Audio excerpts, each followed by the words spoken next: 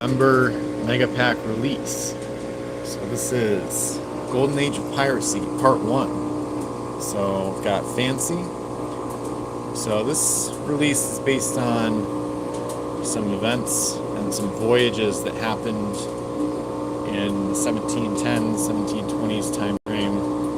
And we've got the two main pirates, Olivier Levasseur and Edward England. So England is on the other side of that crew for Chuffer. So we've got their linked ships. We've got Fancy and Cassandra and La Louise. So La Louise is a two-masted brig, but it's like the older style. So I didn't want to just repeat the snow brig ship type for it, since that wouldn't be historically accurate. So I just took the outlines and modified most of the outlines. Actually, I modified somewhat to give it more of a 1700s look and feel. So, but I really like that design where you can have a small ship with only two masts, but then still have a jib and a spanker for the sails at the bow and stern. So, and right now we've got Victory getting cut out. So obviously not any relation to HMS Victory, just happens to be a lot of ships with that name over the years, including this one that the pirates captured. So, and this Fancy, the Fancy is for Edward England's Fancy. It's a totally different ship from what Henry Every used. So it was actually, Edward England actually named it after Henry Every's ship called Fancy.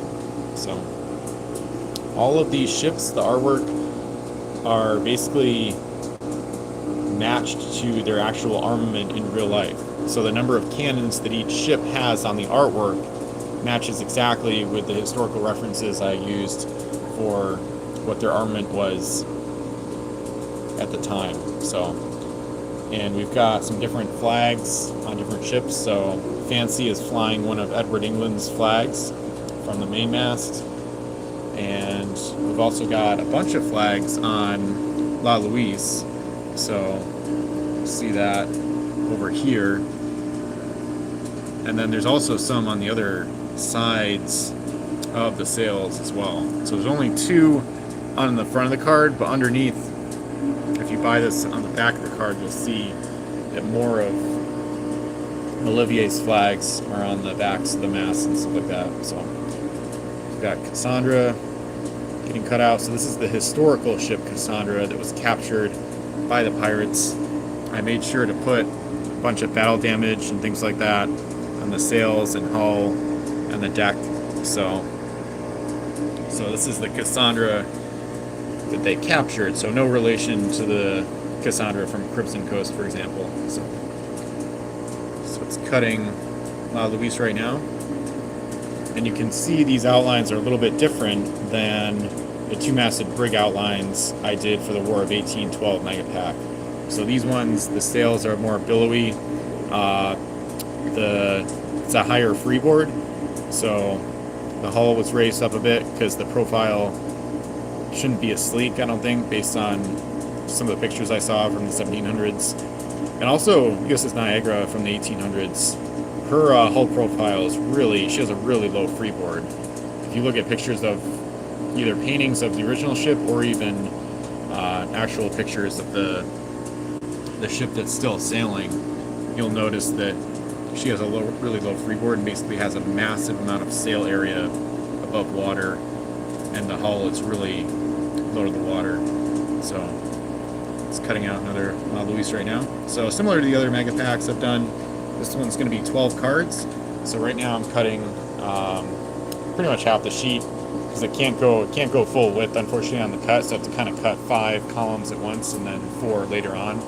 But 36 cards on a sheet makes 3 Mega Packs of 12 cards each. So the plan right now is to release this tomorrow, November 23rd, as part of the November Mega Pack release, which, if enough people sign up, if at least 30 customers sign up, then for the subscription Buccaneers Booty Box, which is like my major offer that I have this fall, if enough people sign up, then this would be the first of many new Mega Packs. But I got to get enough people to sign up to make it worth it to keep doing this. So at least 30 are required to sign up in order to make it worth it.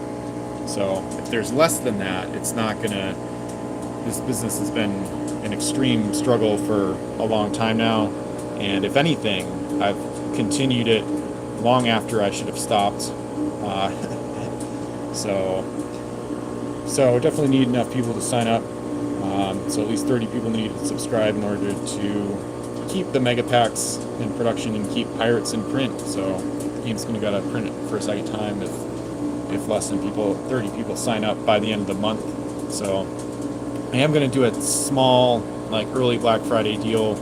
Plan is to do like $10 or $15 off the first month if you sign up on the first day of this like subscription offer going live, which should be tomorrow. So that way you get a deal for the early birds, or early parrots, as I call it. Even though most pirates never had a parrot, of course. But anyway, so get a deal if you're one of the first people to sign up, and then from there, $65 a month afterwards to get a mega pack every single month. So that would allow the game to stay in print, and also allows me to keep making new stuff. So from a business perspective, I have to get retain customers and get more money out of the same people, because right now the problem is it's incredibly hard to get new customers for this, for a wide variety of reasons. So that's one of many reasons I'm pivoting to the subscription model. Also, I just want to try it out, and it's one of the only ways to keep this project sustainable at all. So thanks for checking out the live. Right now it's doing one of the final parts of each cut. So it's doing the slot cutouts with the outlines that go inside the slot. So you see when it cuts these slots, it'll basically have, you see how there's extra styrene in there.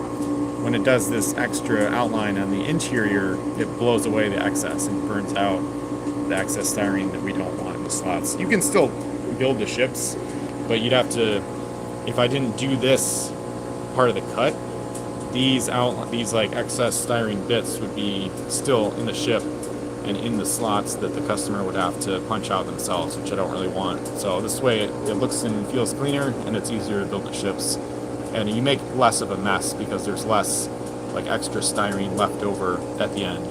So all these ships, as usual for all my historical releases, all of the ships are based on real life. So the abilities, I mean, the cannons are kind of a wash sometimes. It depends on like how the ship did in combat, or if it saw combat, and it also depends on, of course, armament, things like that.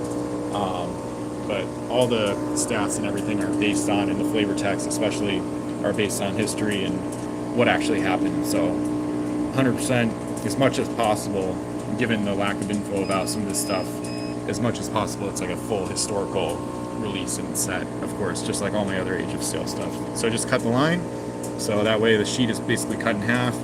So then I reset to do the next 4 columns, and then that would finish off the sheet. So thanks for watching. This is Golden Age of Piracy, Part 1. Check it out at pirateswithben.com/store.